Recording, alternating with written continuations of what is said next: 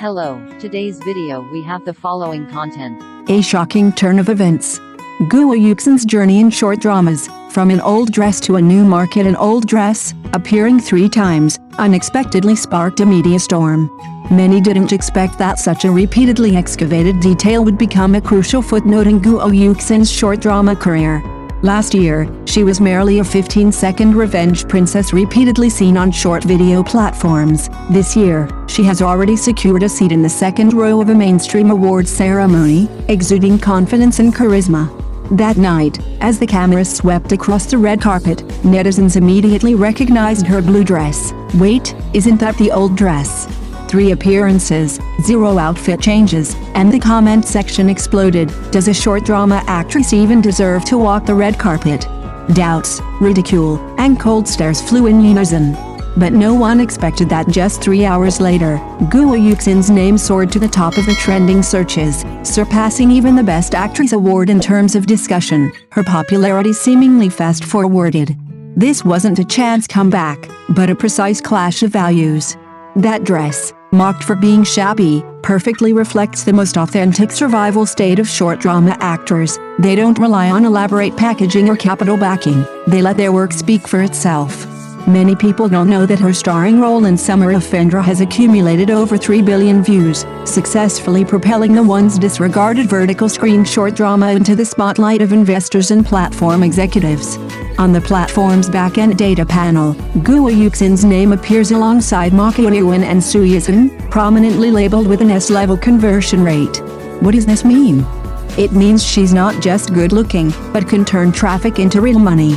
Advertisers flock to her. A 60-second video ad is now priced comparable to the entire product placement value of a low to medium budget long drama. Short dramas are no longer just a practice pool, but a new wealth-generating machine. More importantly, her success is quietly rewriting industry rules. In the past, actors in short dramas were assumed to have a low ceiling and be unable to transition to other fields. Now, Guo Yuxin's data proves this wrong. Audiences are willing to pay for emotional impact, platforms are willing to pay for efficiency, and the market only cares about results, not background. The so-called short-term versus long-term distinction is rapidly crumbling in the face of algorithms and capital. From an old dress to a new market, Guo Yuxin's journey wasn't glamorous, but exceptionally real. Her meteoric rise isn't a fairy tale, but a microcosm of the short drama era. When the content is compelling enough and the emotions are accurate enough, the stage naturally expands. Perhaps what truly needs to be re-examined isn't whether she deserves to walk the red carpet, but that this era no longer awards according to old rules. What truly caught the industry's attention wasn't the contract terms themselves, but Guo Yuxin's clear-headedness at the negotiating table. She didn't rush for the leading lady halo, but focused on the level of the work in the production team.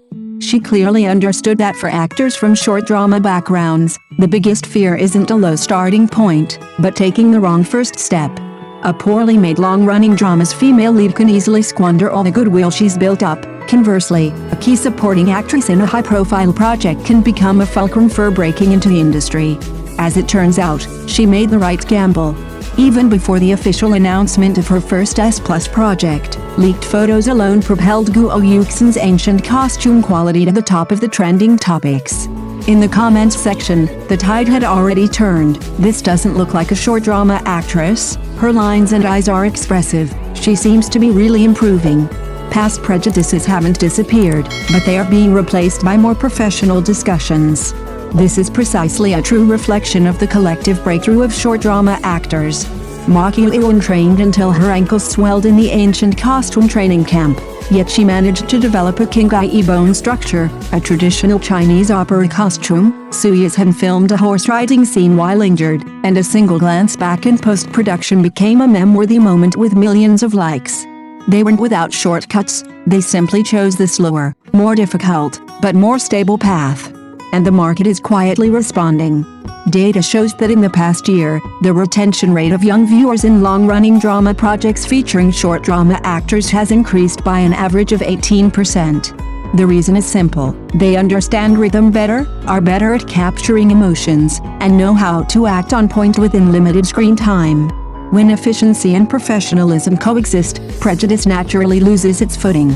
Returning to that old dress that has been repeatedly discussed, it is no longer just a fashion topic, but a metaphor for an era.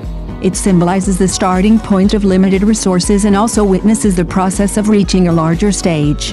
Guo Yuxin did not rush to replace it, just as she did not rush to erase the label of short drama actor. She chose to turn the label into leverage and the doubts into fuel. Short dramas are not a way out, but another track. The old dress is not shabby, but the road she came from. The real shock and turning point never happens on the red carpet, but in those training rooms where no one is watching, at the negotiating table, and in front of the mirror at dawn. When the market begins to revalue these efforts, the story of Guo Yuxin and others has only just begun to reach its climax. Some compare this path to success to ascension, but it's more like a game of level completion. First, you must pass the data test, reaching the 3 billion view threshold. Second, your image needs to stand out, and your red carpet looks must be eye-catching. Finally, your acting skills must be recognized by the directors of long-running dramas. Only by passing these 3 hurdles can you gain recognition from the mainstream market. However, not everyone chooses this path.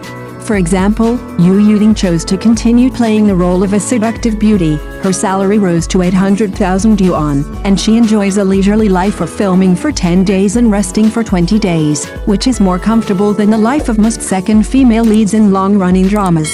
Wang Xiaoyi, on the other hand, filmed his Cultivation short drama to its 3rd season, with a cost of over 1 million yuan per episode, and his revenue share was even higher than that of many A-level web drama directors. The market window was shorter than expected. In the first quarter of 2024, the number of long-running dramas that started filming declined year-on-year, while platforms shifted the S+ budget originally intended for long-running dramas to revenue-sharing short dramas. This means that the budget for one episode of a long-running drama can now produce 3 short vertical screen dramas, achieving a 3-fold increase in return on investment. Take Guo Yuxin as an example. After completing filming Yudai Qiu, she received a new script from the platform, still a short drama, but with an investment increased to 8 million yuan. A professional Hong Kong team was invited to film the action scenes set in the Republican era. A month after the awards ceremony, she wore that blue dress and posed for a series of eye-catching photos. The photographer cleverly positioned her amidst ruins, the hem of her dress stained with dust.